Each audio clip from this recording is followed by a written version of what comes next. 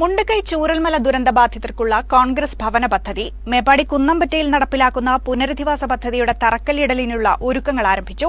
മറ്റന്നാൾ ലോക്സഭാ പ്രതിപക്ഷ നേതാവ് രാഹുൽ ഗാന്ധി തറക്കല്ലിടൽ ചടങ്ങ് നിർവഹിക്കും.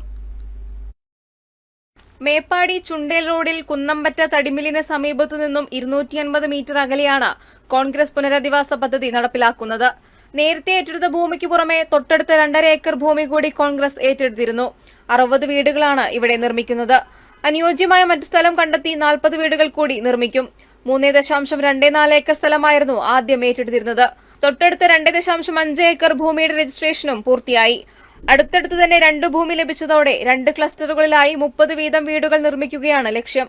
എല്ലാ തെറ്റായ കുപ്രചരണങ്ങളെയും അതിജയിച്ചുകൊണ്ട് ഇന്ത്യൻ നാഷണൽ കോൺഗ്രസ് വാക്ക് പാലിച്ചിരിക്കുകയാണ്.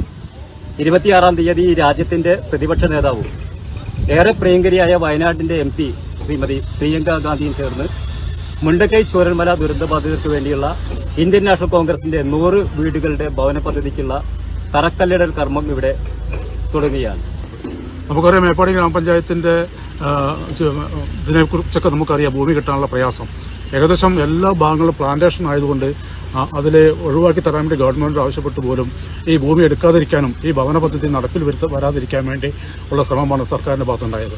എങ്കിലും അതിനൊക്കെ അതിജീവിച്ചുകൊണ്ട് ഏകദേശം 5.5 ഏക്കർ ഭൂമി ഇവിടുത്തെ നമ്മൾ കണ്ടെത്തി അതിനുള്ള ആവശ്യമായ നടപടിക്രമങ്ങൾ പൂർത്തീകരിച്ച് 26 തറക്കല്ലിടുകയാണ്. വീടുകൾക്ക് പുറമെ അനുബന്ധ സൌകര്യങ്ങളും ഒരുക്കുന്നുണ്ട്.